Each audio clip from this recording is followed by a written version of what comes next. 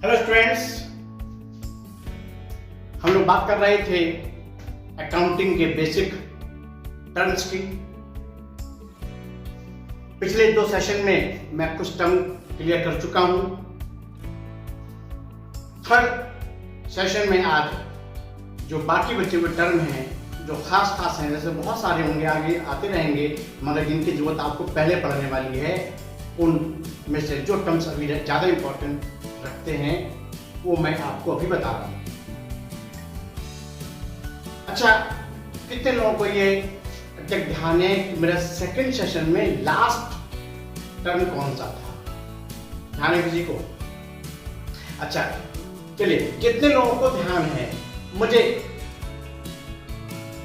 Message box पर जाकर के मैसेज दीजिएगा जरूर कि हाँ, कितने लोगों को ध्यान था कि मैंने सेकंड सेशन कहां पर एंड किया था।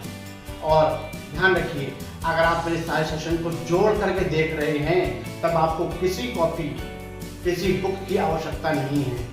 और कहीं दिक्कत है तो मेरा व्हाट्सएप नंबर नोट करिए 9456059247।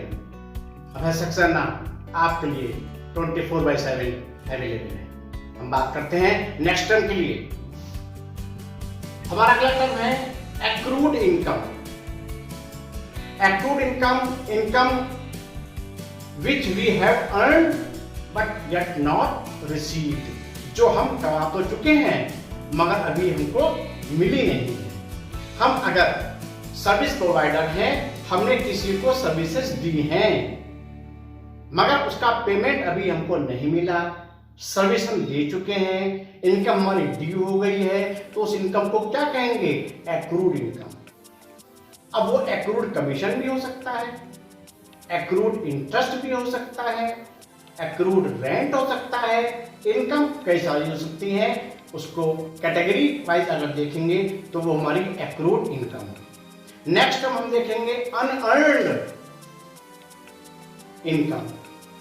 ठीक उससे उल्टा है, हम रिसीव तो कर चुके हैं मगर हमने भी वो अर्न नहीं करी है। बात समझ रहे वाली? अगर जैसे मैं बात कर लूं, एक ट्यूटर की बात कर लूं, मैंने आपसे फुल सिलेबस के पैसे ले लिए हैं, पूरे कोर्स के पैसे ले लिए हैं, और मैंने अगर अभी आपको मैटर डिलीवर नहीं किया, मैंने आपको अभी सब नहीं समझाया है, मैंने आपको अभी पूरा नहीं पढ़ाया है और पैसे आपसे ले लिए हैं, इसका मतलब है मैंने रिसीव तो कर लिए हैं मगर वो मेरी इनकम नहीं है, बिकॉज वी हैव टू पे back in form of service. तो वो क्या है? Unearned income. नेक्स्ट टॉपिक आता है वेजेस। वेजेस एक ऐसा टर्म है, कॉमन मजदूरी इसको हिंदी में बोलते हैं। हम किसी को भी पैसे देते हैं काम करेगा, मजदूरी भी दी, चाहे वो ठेले वाला हो, रिक्शे वाला हो, कोई भी हो, वाइट वॉश करता है घर पर वो हो, किसी को पैसे देंगे तो मजदूरी देती, वेजेस देती, मगर वेजेस नहीं। चलिए इसको समझते हैं, एग्जाम्पल समझते हैं। हम 3 बंदे लेके आते हैं, हमने अपना एक प्रोजेक्ट, हम मैन्युफैक्चरर है किस चीज के, हमने प्लांट लगाया है, काम शुरू कर दिया है, बिल्डिंग बन रही है, मगर स्मार्ट लोगों का दौर है, हमने भी स्मार्टली क्या करा है, एक प्लांट चालू भी कर दिया, बिल्डिंग अभी बन रही है, दूसरी मशीनरी आ रही है, मगर एक छोटा प्लांट लगा करके हमने प्रोडक्शन स्टार्ट भी कर दिया है। तो हम 3 बंदे लेके आए, एक बंदे को लगाया है मैंने उस प्लांट पर जिसमें प्रोडक्शन हो रहा है, एक बंदे को लगा दिया है बिल्डिंग बनाने के लिए, एक बंदे को लगा दिया है जो नई मशीन आई है उसको इंस्टॉल कराने में। हम जब एंड में काम होने के बाद पैसा देंगे तो पैसा हम तीनों को देंगे, उस बंदे को भी देंगे जो प्रोडक्शन में लगा हुआ है, उस बंदे को भी देंगे जो बिल्डिंग कंस्ट्रक्शन में लगा हुआ है, और उस बंदे को भी देंगे जो नई मशीन को इंस्टॉल कर रहा है। मगर हमारे लिए वेजेस कौन सी है? वेजेस वो है जो हमने उस बंदे को दिया था जो प्रोडक्शन में लगा हुआ है। इसका मतलब अगर हम उसको पूरी सीन को समराइज कर लें तब क्या सीन बनने वाला है? What is wages? Labour payment for production work is wages.